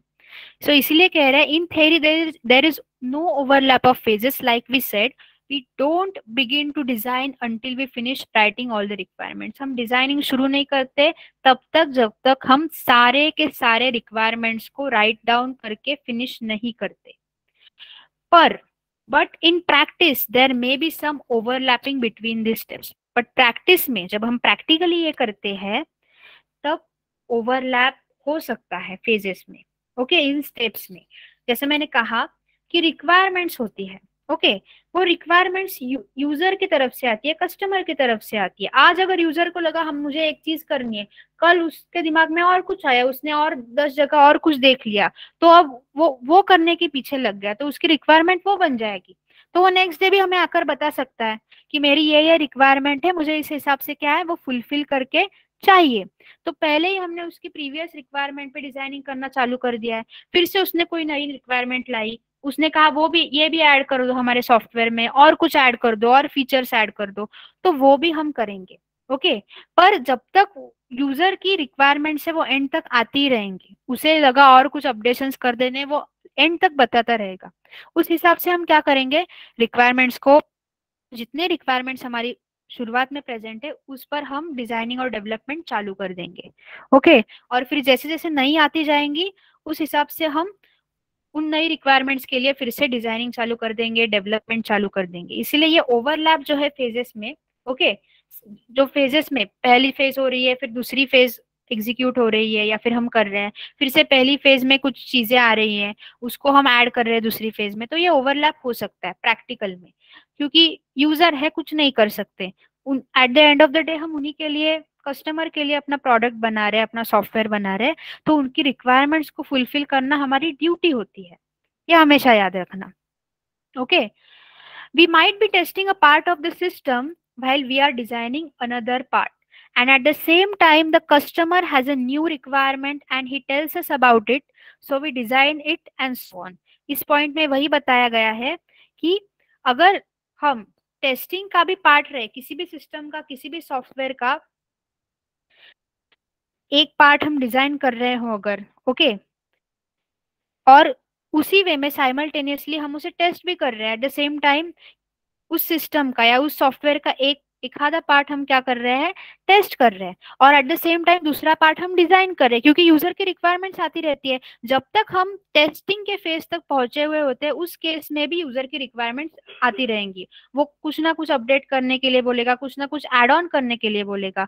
तो हम अगर टेस्टिंग फेज तक भी पहुंच गए होंगे हमारे सॉफ्टवेयर के, फिर भी हमें क्या करना पड़ेगा, फिर से फर्स्ट फेज में आना पड़ेगा, रिक्वायरमेंट्स अंडरस्टैंड करनी पड़ेंगी और दूसरा पार्ट जो भी है वो डिजाइन करना पड़ेगा simultaneously, and at the same time the customer has a new requirement, और उसी बीच और एक रिक्वायरमेंट कस्टमर की आ गई और उसने हमें वो बताई, तो हम फिर से वो डिजाइन करेंगे, फिर से वो क्या करेंगे, कोड करेंगे, उसके ऊपर कोड लिखेंगे, उसको बिल्ड करेंगे, उसको इंटीग्रेट करेंगे, उसको टेस्ट करेंगे, तो ये साइकिल चलती रहेगी। तो इसमें ओवरलैप फेजेस का पॉसिबल है, ओके, प्रैक्टिकल में, क्योंकि उसमें हम कुछ नहीं कर सकते। User is the, customer is the god for us, okay, for the software developers, okay, so ये साइकिल ऐसे ही चलती रहती है, ओवरलैप भी होते रहते हैं, ओके, कुछ केसेस में नहीं भी होंगे, यूजर बहुत स्पेसिफिक होगा रिक्वायरमेंट्स के साथ, कस्टमर बहुत स्पेसिफिक होगा कि मुझे यही मतलब यही चाहिए, देन कुछ एड ऑन नहीं होता, तो आपका साइकिल जो है वो अच्छी तरीके से कंप्लीट हो जाता है without any interruptions, without any overlapping, okay. तो ये आपका सिक्वेंशियल सॉफ्टवेयर डेवलपमेंट है। जैसे आपको बताया मैंने कि sequential development model describes the software development process as a linear sequential flow of activities. This means that any phase in the development process should begin when the previous phase is complete. But theory में ऐसा नहीं होता, theory में क्या होता है, overlapping होता है, okay? तो अभी उस sequential development life cycle के क्या है, दो मॉडल्स है, ओके, बट उससे पहले, ओके, अभी बस इतना समझ लो, हम क्या करेंगे, ज्यादा नहीं लेंगे आज, थोड़ा ही लेंगे। ये जो मॉडल्स है ये मैं आपके कल लूंगी, ओके, इसमें कोई प्रॉब्लम नहीं आएगा, ये हम कल करते हैं, ओके, आज ज्यादा लोड नहीं करेंगे, धीरे धीरे सीखेंगे, जो भी सीखेंगे अच्छे तरीके से सीखेंगे। इतना बस ध्यान में रखो, इस सिक्वेंशियल डेवलपमेंट लाइफ साइकिल के अंदर दो टाइप के मॉडल्स आते हैं, वाटरफॉल मॉडल और वी मॉडल, ओके, और उसके बाद एक आइटरेटिव और इंक्रीमेंटल मॉडल्स होता है। इसमें एक बहुत ही अच्छा एग्जांपल है, ये एक वर्ल्ड फेमस पेंटिंग है मोनालिसा की, painted bye Leonardo da Vinci. तो इस एग्जांपल की हेल्प से हम समझेंगे कि आइटरेटिव और इंक्रीमेंटल मॉडल्स क्या होते हैं, ओके। तो आज बस इतना याद रखो कि आपका जो सीक्वेंशियल डेवलपमेंट लाइफ साइकिल है उसके अंदर दो मॉडल्स आएंगे, वाटरफॉल मॉडल, वी मॉडल, और बाद में आपका क्या आता है, आइटरेटिव और इंक्रीमेंटल मॉडल्स, ओके। ये एक अलग टॉपिक है, एक अलग डेवलपमेंट लाइफ साइकिल के अंदर आता है। तो अभी क्योंकि हमारा टाइम हो गया है ऑलमोस्ट, तो ये आप सबको क्लियर है इतना जो भी आज आपने पढ़ा, कोई डाउट्स है इसमें? No ma'am, no ma'am, okay, one by one, किसी जिसको भी डाउट्स है वन बाय वन बोलो, ओके। मैं अभी आ रही हूँ, मीटिंग में ही आ रही हूँ, हाँ, अभी पूछो, जिनको क्लियर है बस यस बता दो, जिनको क्लियर नहीं है वो नो बताएंगे या फिर पूछेंगे, जो भी डाउट है पूछो। मैम ये सॉफ्टवेयर डेवलपमेंट लाइफ साइकिल जो है, हाँ, तो ये वी मॉडल और वाटरफॉल मॉडल और प्रोटोटाइप मॉडल है क्या? हाँ, इस सीक्वेंशियल डेवलपमेंट लाइफ साइकिल के अंडर बहुत सारे मॉडल्स आते हैं, उसमें हम स्पेसिफिकली वाटरफॉल मॉडल और वी मॉडल देखेंगे अभी के लिए।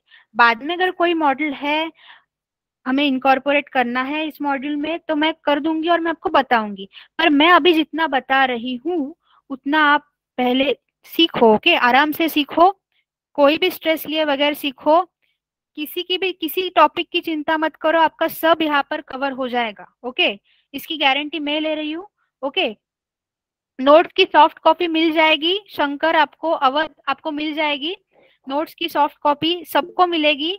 ओके, मैनेजमेंट टीम आपको शेयर कर देगी सारी कॉपीज जो भी है आज स्लाइड्स में हुआ। अब आपके लिए एक टास्क है कि आप सबको सॉफ्टवेयर टेस्टर बनना है, तो आपको सबसे पहले अपने नॉलेज को टेस्ट करने के लिए भेजना होगा।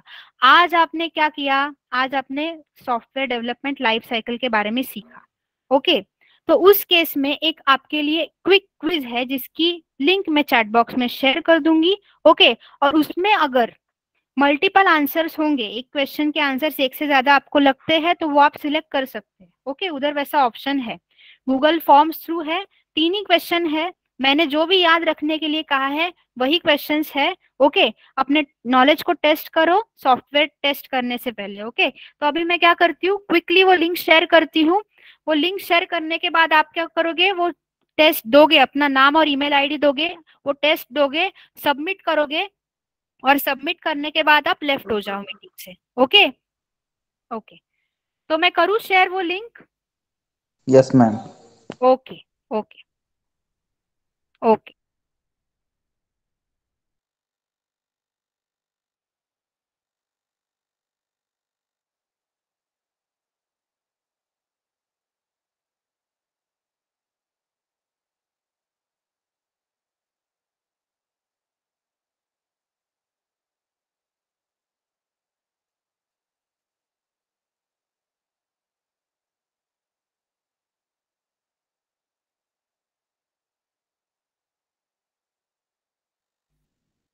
लिंक आ गया है चैट बॉक्स में सबको?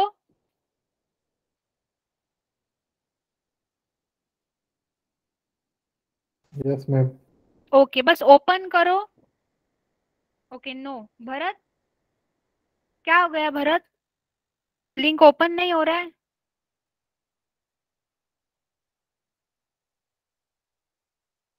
ओके, बस एक क्विक क्विज दे दो और आप सारे लेफ्ट हो जाओ मीटिंग से। ओके, सबमिट करना मत भूलना। ओके, सबमिट करो, आपका रिस्पॉन्स रिकॉर्ड होगा और आपका स्कोर भी आपको दिख जाएगा उधर ही।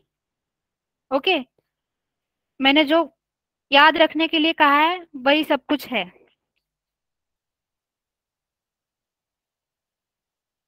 तो सबमिट करो और आप लेफ्ट हो सकते हो मीटिंग से। Okay guys, before left, same हमारा कल सेशन भी सेम टाइम पे होगा और सेशन की जो लिंक रहेगी सेम लिंक रहेगी। ओके, मंडे टू फ्राइडे आपके सेशंस होंगे इसी सेम टाइमिंग में। ओके, तो आप ज्वाइन करो। प्रकाश सर, हेलो। यस। प्रकाश सर, मैंने आज पेमेंट किया था, उसका रिसीट नहीं मिला है मुझे।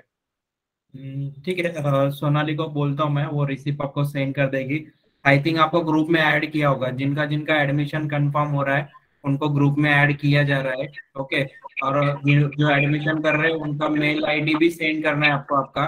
तो आपको जो रिकॉर्डेड सेशन है, रिकॉर्डिंग सेशन, बाकी मटेरियल आपको मेल के ऊपर एक्सेस मिलेगा। तो रिसीट प्लीज सर मुझे शेयर कर दो। ओके। हाँ हाँ। Hello hello. यस। प्रकाश सर, मैंने हेलो। हाँ यस। सर, एडवांस कितना करना है? वो आपको सोनाली मैडम कॉल कर देगी। आपका नाम क्या है? मंगेश। ठीक है, मंगेश आपको सोनाली कॉल करेगी कल मॉर्निंग में। ओके।